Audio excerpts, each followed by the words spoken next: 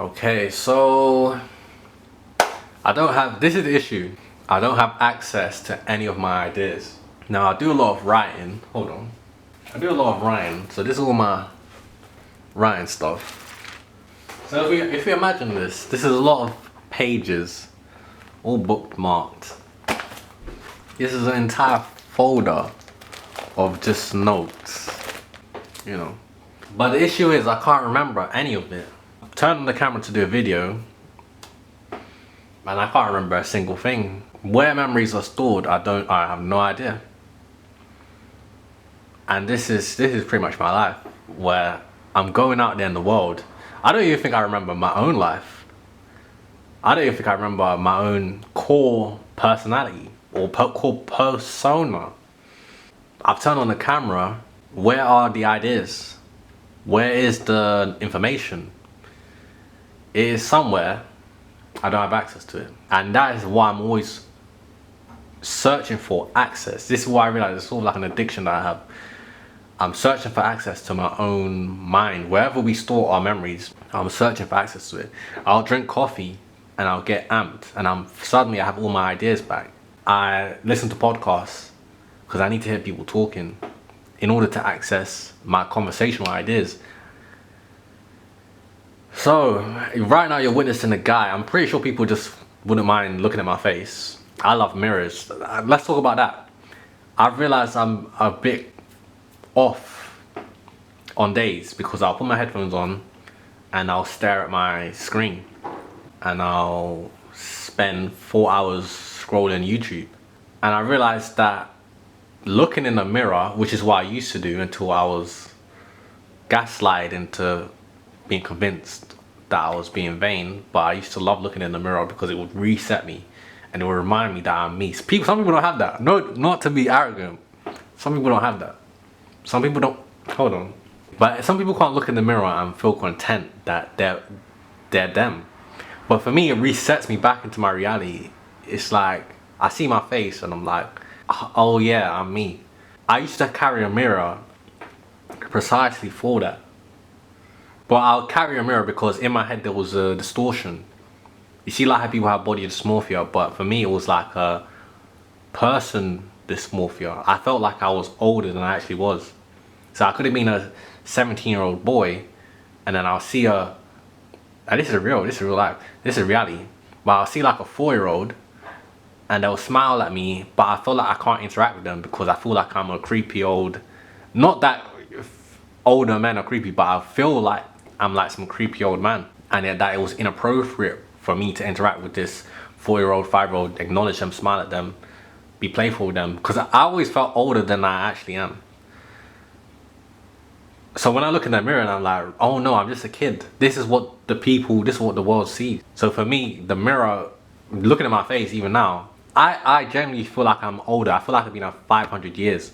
But I look in the mirror and I'm like, wow, I'm actually still young. I feel like I've been here 500 years, seriously. I feel like I've been here too long. And I'm like, no, wait, you're still this guy. The screen on the internet can convince you that you're someone else, really and truly. When you listen to all these stories of people's lives, you got all this red pill, blue pill, you got all this men's, women issue, all this dating issues, wherever it is, wherever. I like to listen because I like to, hear what what other people are going through, really and truly. I like to study other people. But this really distorts your frequency. It really distorts your self-image. It really distorts your self-identity. It distorts your place in the world. But when I look in the mirror, I'm like, oh yeah, I am me. And I don't have my glasses on, so I can't see. But this is why I feel like my old videos were engaging for me, because this is how I set it up. I point the camera into the mirror and I'm able to look at myself. But I'm pretty sure I wore my glasses on my previous ones because I cannot see my face. So this is a key thing here. I always felt like I was older than everyone else. And I think I need to start with a story of when we went on the school trips where you go on like a residential camp or something like that.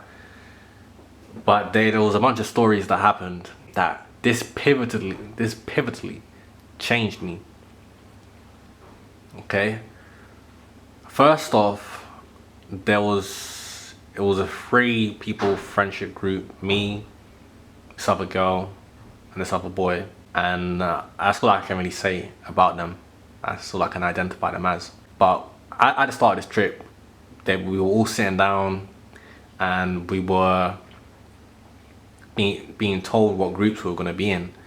And they at this point in time, they were taking the piss out of another girl who was sitting across from us, who was a cool person. Now, as this was going on, the teacher was reading out the groups, and they were in a group together, but I wasn't. So when I heard that, I was like hearing the whole, you know, to hear that they were in a group together, my best friend and this other girl, who again we're all on friend group, so it's just like I'm separate from them. And to hear that I was not in their group, I was hearing like the Homelander ring in my ears. Yeah, and the fact that they were taking the piss out of this other girl, I really wasn't trying to hear that. It was like I was like, did you guys not hear that? You're in a group together and I'm not. That's how I felt. Anyway. But that's one thing. Now let's move on to the next story. The next story is we're playing this game of hide and seek. Yeah, they take us to the woods and we play a game of hide and seek. And as they're giving us a brief, 2 of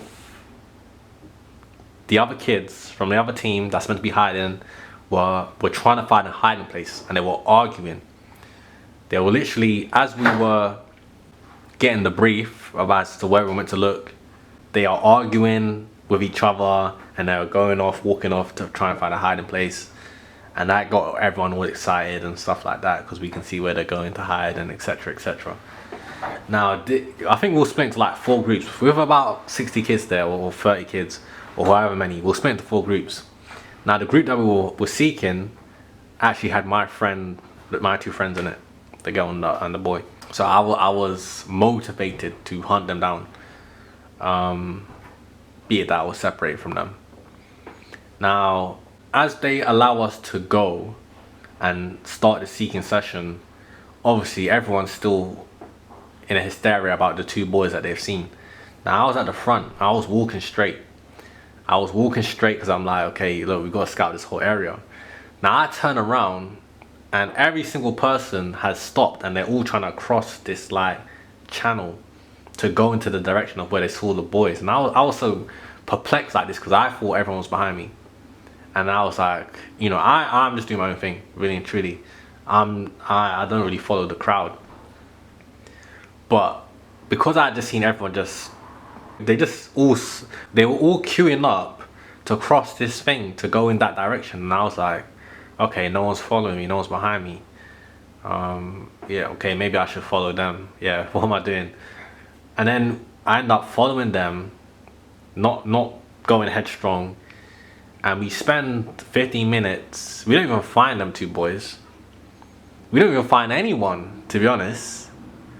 Yeah. But I specifically remember is everyone was just giddy and all trying to cross this little channel. They're all queuing up. And I was the person at the front. And I turned around and I saw no one. I saw them all doing their own thing. And I was like, okay.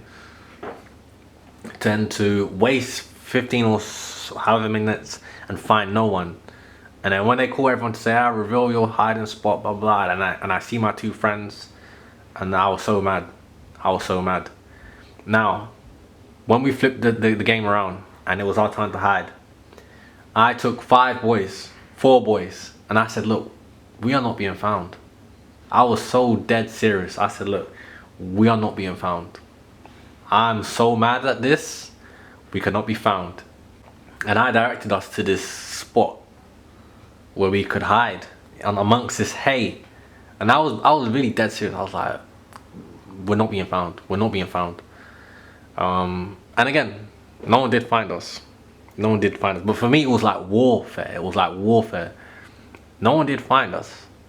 But everyone else got caught. That's the issue. Our team lost because everyone else got caught except for us. But anyway, these were two little pivotal things that kind of shaped me.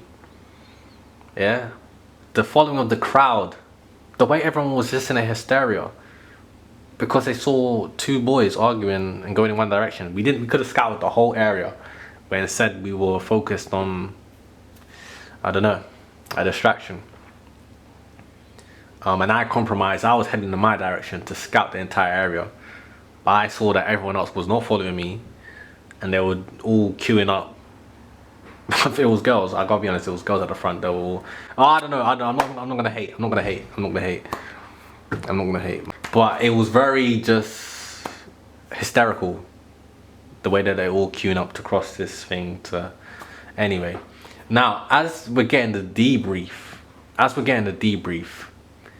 the guy's like, okay, congratulations, you all did the little hide and seek thing, this team won, etc, etc. And now you're all gonna get some Kit Kats. And then he's like, but you have to catch me first. And then he started running, and then I guess everyone starts chasing him because we're like, oh, we want a Kit Kat. And I am by no means the fastest person, but the group,